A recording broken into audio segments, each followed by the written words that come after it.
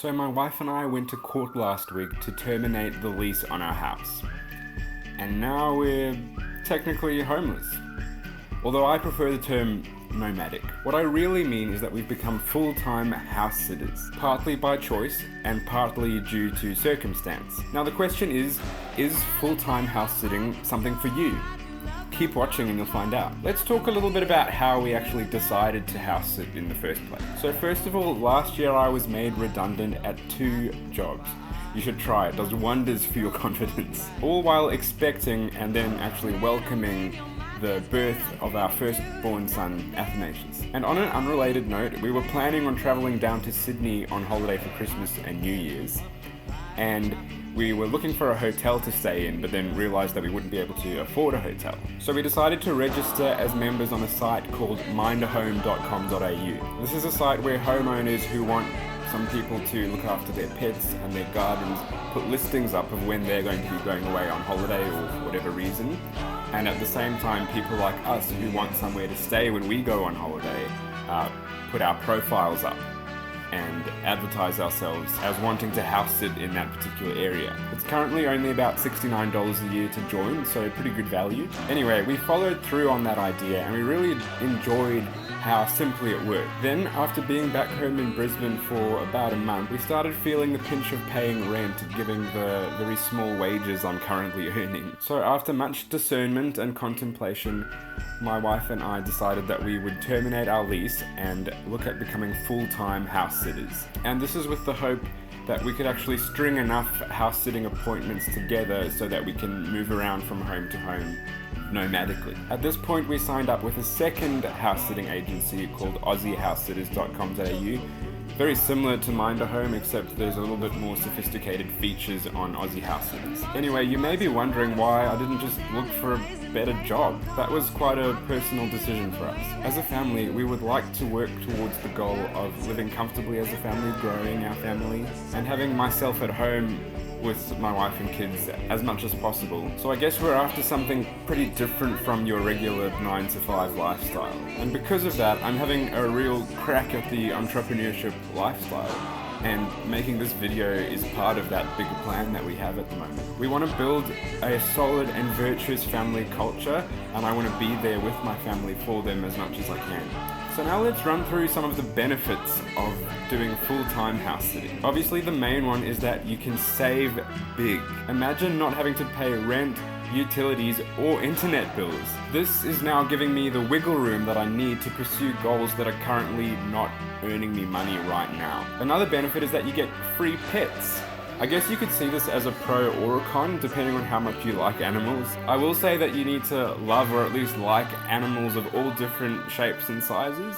For example, the place that we're house sitting now, our very first house sit, has a couple of horses. We're really enjoying looking after them, but if you don't like horses or pigs or chickens, these are the sorts of animals that come along, so maybe full-time house sitting wouldn't be for you. Exploring new areas is another benefit of full-time house sitting. I believe that my Portuguese heritage has left me with the travel bug. I love spending time in random far-flung areas just to see what it's like, which leads me to another benefit. Planning for the future. House sitting can not only help you save for your future home, but it can help you really get a feel for what kind of area you want to live in and what you want your house to be like as well. Now let me talk about some of the challenges of full-time house sitting. I can see how this lifestyle won't sit well with a lot of people, especially if you're a young family like us. House sitting ideally is probably better for single people or older retired couples. So the first challenge that I can think of is that you may never feel at home while you're house sitting. We had to give away and put into storage a lot of our homewares and furniture, and honestly it's been difficult to detach ourselves from those things. So the second challenge I've got is that you have to live out of a suitcase, something that a lot of people don't want to do.